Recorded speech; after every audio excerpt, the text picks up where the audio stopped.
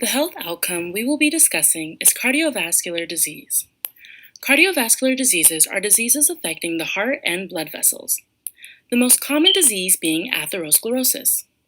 Atherosclerosis is a buildup and hardening of plaque in the arteries, which prevents blood flow through the body. The independent variables we are examining are genetics, exercise, diet, cultural norms, and healthcare.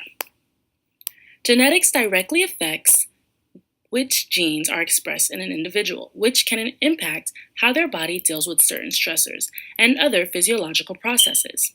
Also, if an individual is from a family with a history of cardiovascular disease, they may be predisposed to having the disease themselves. Chemical imbalances or abnormalities can cause cardiovascular disease. For example, in hypertension, the renin-angiotensin-aldosterone mechanism may be dysfunctioning, leading to blood pressure abnormalities. Exercise and diet can affect how much salt, carbohydrates, and fats an individual takes in, and whether or not they are getting the necessary physical activity to work out their body and their heart. Cultural norms would impact whether or not an individual thinks certain foods are acceptable, whether or not a certain lifestyle is acceptable, for example, smoking, or whether they have to be constantly working without taking time out for maybe health. Healthcare is a variable that directly impacts whether an individual knows what type of activities are beneficial or possibly risky to their health. Healthcare also determines if an individual has accessible prevention resources.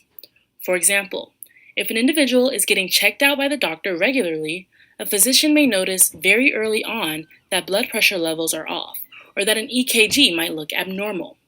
But if an individual is not seeking out a healthcare professional normally, they may not see this. All of these factors contribute to the blood pressure levels, sodium levels, stress levels, weight, and overall health of an individual, which are the risk factors for many cardiovascular diseases. A person can be at risk for cardiovascular disease due to smoking, being overweight or obese, high salt intake, high alcohol consumption, stress, anxiety, and it can be hereditary. Smoking can weaken and narrow arteries, and the more narrow the arteries are, the greater the blood pressure of a person will be.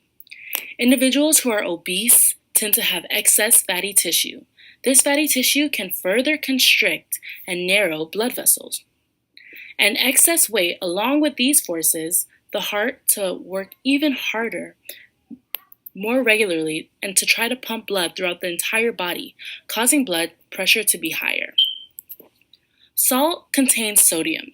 When an individual consumes too much salt, they are consuming high amounts of sodium, which is an electrolyte that forces the body to retain water. The excess water increases the stress put on your vessels and heart, forcing the heart to pump even stronger. Cardiovascular disease itself leads to earlier death and sometimes decreased quality of life. A person may not be able to do the same things they were able to do with their family, eat the same foods they were able to eat. They may not be able to work in the same job they were able to have before, which all changes the way their life works. So as you can see, independent variables like genetics, exercise, diet, cultural norms, and healthcare can have very direct impacts on an individual, and those can lead to cardiovascular disease. Thank you for listening to the health outcomes of cardiovascular disease.